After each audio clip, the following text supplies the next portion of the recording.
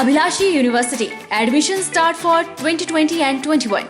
BAMS, D Pharmacy Ayurveda, BSc Honors Agriculture, Diploma in Agriculture, MSc Agriculture, D Pharmacy, B Pharmacy, M Pharmacy, BTech Computer Science and Engineering, PGDCA, MBA, MTech Civil Engineering, Mechanical Engineering, Computer Science and Engineering, 2-year Veterinary Pharmacist Training Course. Also contact for 4-year BA BEd, BSc BEd, Diploma in Arts and Craft, MA Economics, MA Education, MSc Geology Mathematics, PhD in Geology, Management, Education, Pharmacy, Mechanical and Computer Engineering, BSc Medical Lab Technology, BPT.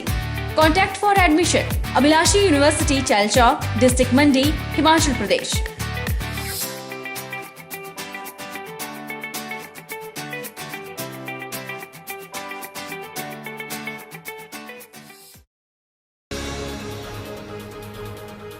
Fatehpur थाना के तहत एक शराब ठेके के salesman की गोली लगने से मौत का मामला सामने आया है। शव को पोस्टमार्टम के लिए नूरपुर भिजवा दिया गया है। उसकी रिपोर्ट आने के बाद ही मौत के कारणों का पता चल सकेगा। मृतक 33 वर्षीय राकेश कुमार टकोली घिरथी पंचायत के सरेला गांव का रहने वाला था। राकेश कुमार बीते 3 साल से शराब के ठेके पर सेल्समैन के तौर पर काम करता था। उसी का चचेरा भाई ठेके का मालिक है। मौके से देसी कट्टा बरामद हुआ है जिससे गोली चलाई गई थी। फिलहाल पुलिस ने आत्महत्या का मामला दर्ज किया है। पिछले 10 दिनों में जिस तरह से कोरोना के मामले में बढ़ोतरी हुई है, इससे ऐसा लगता है कि लोग सामाजिक संक्रमण की ओर बढ़ रहे हैं और अब हमें नियमों के पालन के प्रति और भी ज्यादा सतर्क और सावधान रहने की आवश्यकता है। यह खुलासा मंडी जिला मुख्य चिकित्सा अधिकारी डॉक्टर देवेंद्र कुमार शर्मा ने किया। उन्होंने कहा कि 10 दिन पहले जिला में कोरोना के 453 रोगी थे, लेकिन अब लगभग 750 रोगियों की बढ़ोतरी हुई है। मंडी जिला मुख्य चिकित्सा अधिकारी डॉक्टर देवेंद्र कुमार शर्मा ने कहा कि पिछले 10 दिनों में कोरोना के मामलों में लगभग 750 की बढ़ोतरी हुई है। इसको देखकर लगता है कि हम लोग सामाजिक संक्रमण की ओर बढ़ रहे हैं और हमें कोरोना के मामलों को लेकर घबराने की जरूरत है, क्योंकि लोग कोविड-19 के निर्देशों का सही तरीके से और ईमानदारी से पालन नहीं कर रहे हैं। उन्होंने कहा कि अगर हमें कोरोना से बचना है तो प्रोटोकॉल के नियमों की अनुपालना करना बहुत जरूरी है और इंटरस्टेट बॉर्डर खोलने से कोरोना का ज्यादा प्रभाव आने वाला नहीं है। हमें नहीं लगता कि इससे कोरोना के मामलों की संख्या में ज्यादा वृद्धि होगी। पिछले 10 दिनों से कुछ देखने में आया कि एकदम हमारे रोगियों की संख्या में वृद्धि हुई है। 10 दिन पहले मंडी जिला में कुल रोगी 453 थे, जो बढ़कर 17 तारीख को 1178 हो चुके हैं। यानी कि पिछले 10 दिनों में 750 रोगियों की एकदम से वृद्धि हुई है। इसको देखकर ये लग रहा है कि हम सामाजिक संक्रमण, कम्युनिटी स्प्रेड की तरफ बढ़ रहे हैं। और अब मैं ये कहना चाहूँगा, पहले तो हम कहते थे कि कोरोना से को लेकर घबराने की जरूरत नहीं है, परंतु आज मैं ये कहना चाहता हूँ कि अब हमें कोरोना को लेकर घबराने की जरूरत है। घबराने की जरूरत इसलिए है क्योंकि जो जनता है वो सोशल डिस्टेंसिंग और मास्क और हैंड वॉशिंग, सैनिटाइज़र से संबंधित जो प्रोटोकॉल्स हैं उनका पालन नहीं कर रही है। और अगर हम उनकी अनुपालना नहीं करेंगे तो ये संक्रमण बहुत जल्दी बहुत ज़्यादा संख्या में बढ़ेगा। बार बार अपील करने के बावजूद, बार बार निवेदन करने के बावजूद भी हमारे लोग इन प्रोटोकॉल्स का पालन नहीं कर रहे हैं। अगर हमें कोरोना से बचना है तो इन प्रोटोकॉल्स की अनुपालना करना बहुत ज़रूरी है। और जो अभी इंटरस्टेट बॉर्डर्स खोल दिए गए हैं उससे भी कोई ज़्यादा प्रभाव आने वाला नहीं है। हमें नहीं लगता है कि कोई ज़्यादा उससे रोगियों की संख्या बढ़ेगी, क्योंकि जितने ये जो रोगियों की संख्या में बढ़ोतरी है पैन इंडिया पूरे देश में, पूरे प्रदेश में हो रही है। और इंटरस्टेट बॉर्डर्स का खोलना भी जरूरी था, क्योंकि हर राज्य में ये बॉर्डर्स पहले ही खोल दिए गए थे। हिमाचल प्रदेश सरकार ने कोरोना के बढ़ते मामलों के बीच लगभग 6 महीने के बाद प्रदेश की सीमाएं खोल दी हैं और अब बिना पंजीकरण के भी पर्यटक और अन्य लोग प्रदेश में प्रवेश कर सकेंगे। प्रदेश में आने वाले किसी भी व्यक्ति को अब कोविड-19 ई पास सॉफ्टवेयर में पंजीकरण नहीं करवाना होगा।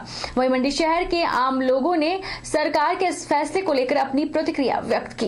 बॉर्डर खोलने के कारण जो टूरिज्म आएगा, एक तो उनसे कोई ना किसी का कोरोना टेस्ट होगा, चेक करेगा, कोई ना उससे कोरोना के केसेस बढ़ने की संभावना ज़्यादा है।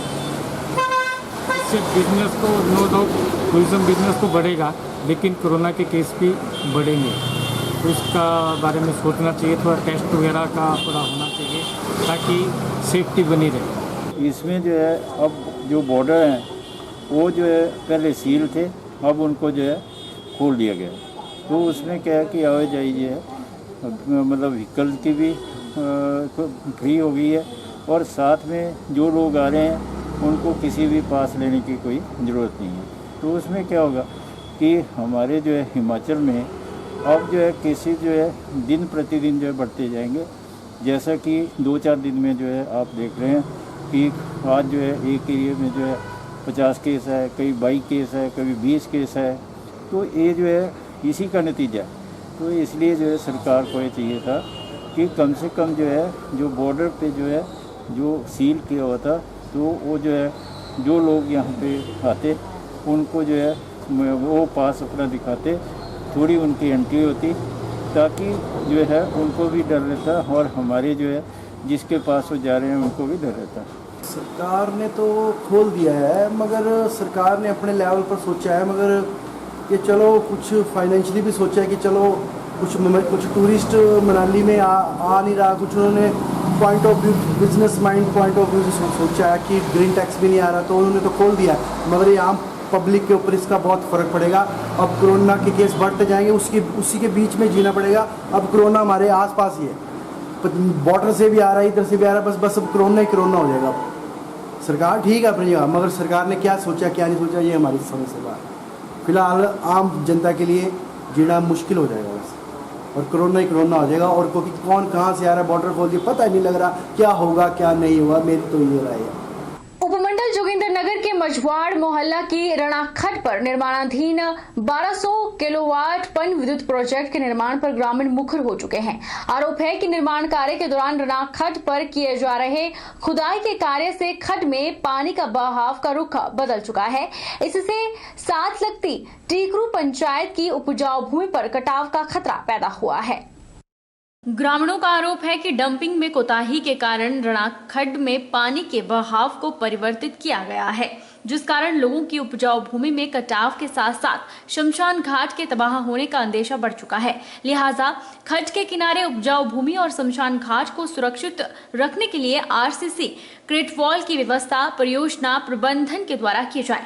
गुस्साए ग्रामीणों का कहना है कि समस्या के समाधान को लेकर ग्रामीणों ने मुख्यमंत्री, ऊर्जा मंत्री और स्थानीय जनप्रतिनिधियों के अलावा स्थानीय और जिला प्रशासन को भी लिखित तौर पर अवगत करवा दिया है, लेकिन उचित कार्रवाई न होने के कारण शनिवार को टेकरू पंचायत के बाशिंदों ने पावर प्रोजेक्ट के नजदीक विरोध प्रदर्शन किया और निर्माण कार्य को तत्काल प्रभाव से बंद करने की मांग की। शनिवार को मिनी हाइड्रो प्रोजेक्ट के निर्माण कार्य से उखड़े ग्रामीणों के विरोध प्रदर्शन की सूचना मिलने पर एसडीएम अमित मेहरा भी मौके पर पहुंचे।